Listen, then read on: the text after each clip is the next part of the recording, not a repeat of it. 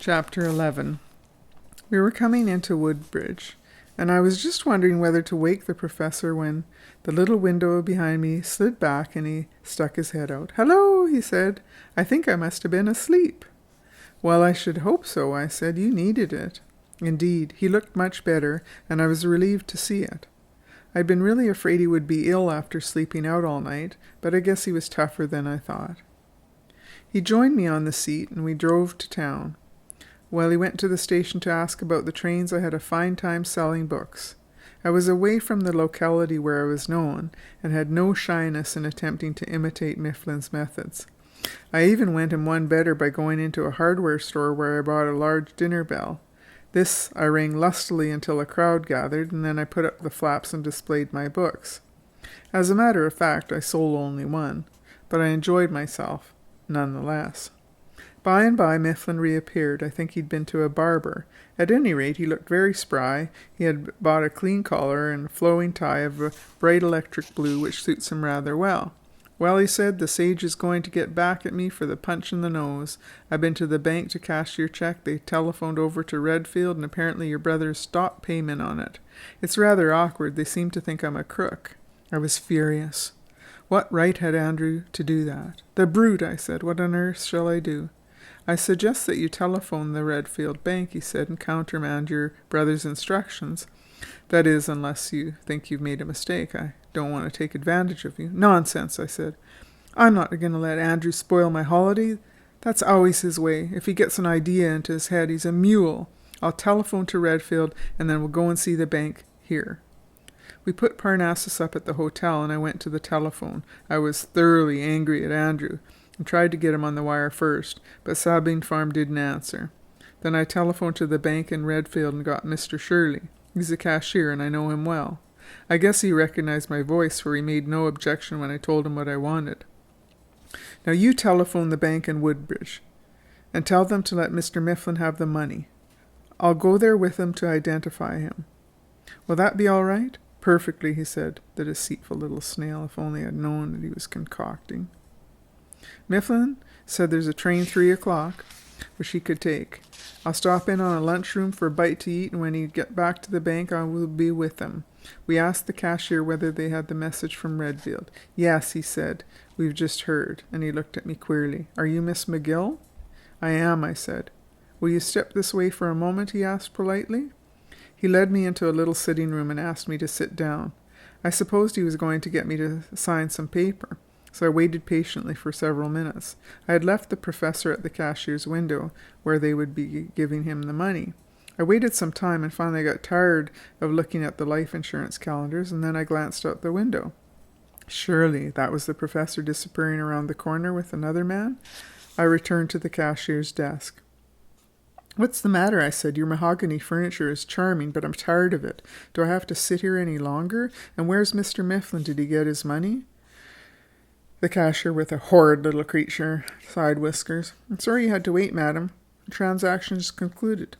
We gave Mr. Mifflin what was due him. There's no need for you to stay any longer." I thought this was very extraordinary. Surely the professor would not leave without saying goodbye. However, I noticed that the clock was 3 minutes to 3, so I thought perhaps he thought he had to run to catch his train. He was such a strange little man anyway. Well, I went back to the hotel, quite a little upset by the sudden parting. At least I was glad the little man had got his money all right. Probably he would write from Brooklyn, but of course I wouldn't get the letter till I returned to the farm, as that's the only address he'd have. Perhaps that wouldn't be so long after all. I didn't feel like going back now after Andrew had been so horrid. I drove Parnassus on the ferry. We crossed the river. I felt lost and disagreeable. Even the fresh movement through the air gave me no pleasure. Bach whined dismally inside the van. It didn't take me long to discover the Parnassusine all alone had lost some of its charms. I missed the professor, missed his abrupt, direct way of saying things, his whimsical wit, and I was annoyed by his skipping off without a word of goodbye. It didn't seem natural. I partially appeased my irritation by stopping at a farmhouse on the other side of the river and selling a cookbook. Then I started along the road for Bath, about 5 miles further on. Peg's foot didn't seem to bother her, so I thought it would be safe to travel that far before stopping for the night. Counting up the days, with some difficulty it seemed, as though I'd been away from home for a month. I remembered that this was Saturday night. I thought I'd stay in Bath over Sunday and get a good rest. We jogged sedately along the road and got out a copy of Vanity Fair. I was so absorbed by Becky Sharp that I wouldn't even interrupt myself to sell books at the houses we passed. I think reading a good book makes one modest. When you see the marvelous insight into human nature which a truly great book shows, it's bound to make you feel small, like looking at the dipper on a clear night, or seeing the winter sunrise when you go out to collect the morning eggs. And anything that makes you feel small is mighty good for you. "What do you mean by a good book?" said the professor. I imagined him saying it. It seemed to me as if he see him sitting there with his corncob pipe in his hand and that quizzical little face of his looking sharply at me. Somehow, talking with the professor had made me think. He was as good as one of those Scranton correspondence courses, I do believe, and no money to pay for postage. Well, I said to the professor, to myself, let's see, what is a good book? I don't mean books like Henry James's. He's Andrew's great idol. It always seemed to me that he had a kind of rush to words to the head and never stopped to sort 'em out properly. A good book ought to have something simple about it, and, like Eve, it ought to come from somewhere near the third rib. There ought to be a heart beating in it. The story that's all forehead doesn't amount to much. Anyway, it'll never get over a Dorcas meeting. That was the trouble with Henry James. Andrew talked too much about him. I took one of his books to read in the sewing circle over in Redfield. Well, after one try, I had to fall back on Pollyanna. I haven't been doing chores and running a farm for 15 years without getting some ideas about life, and even about books.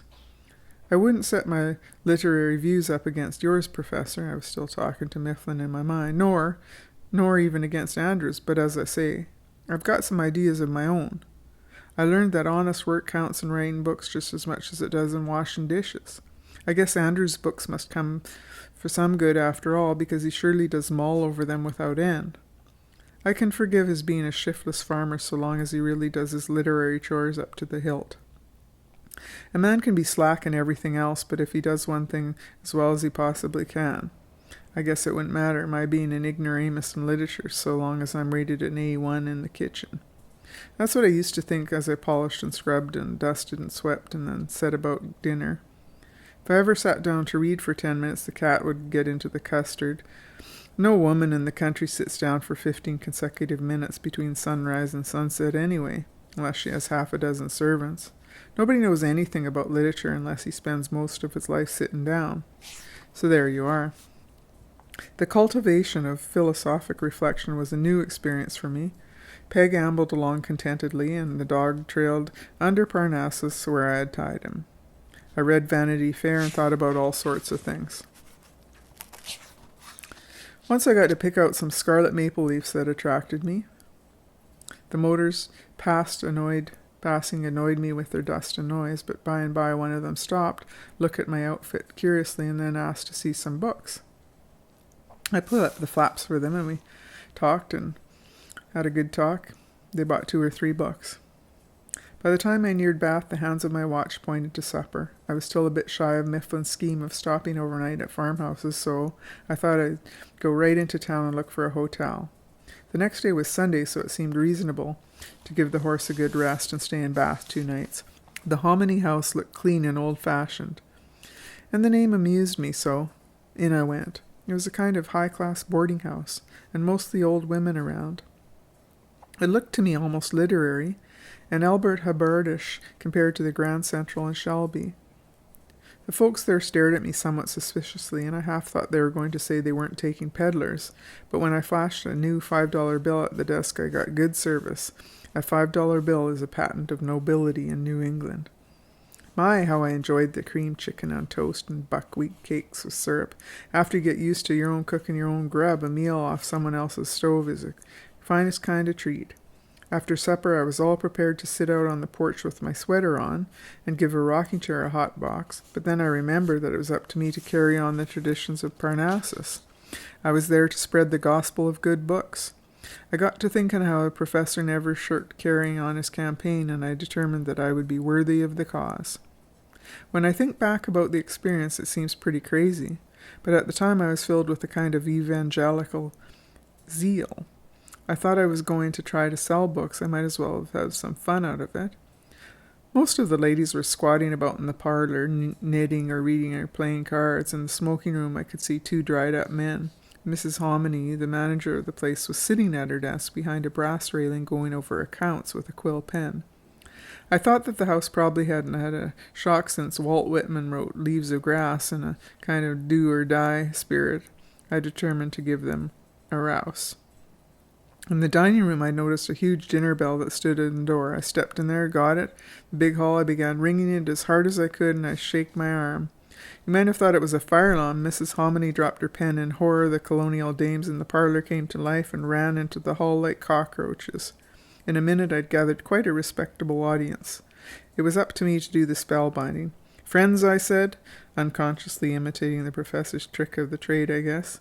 "The bell which generally sums you to the drawing board now calls you to the literary repast. With the permission of the management and apologies for disturbing your tranquillity, I will deliver a few remarks on the value of good books.